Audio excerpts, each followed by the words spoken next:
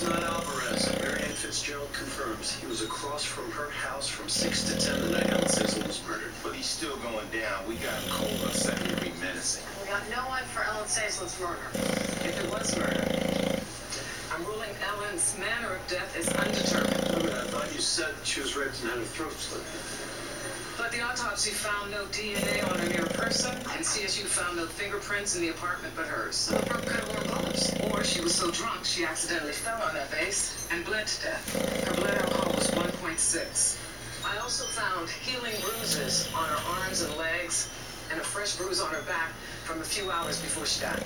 Well, we did only find one wine glass at the scene. Maybe Ellen fell off the wagon, she down a whole bottle of champagne. Austin. And got anal trauma on the way down? A reaction to stress. Austin. She might have been pleasuring herself with some kind of instrument and got too violent.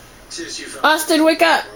And when I got her on the slab, I discovered she had bald spots she tried to hide with hair.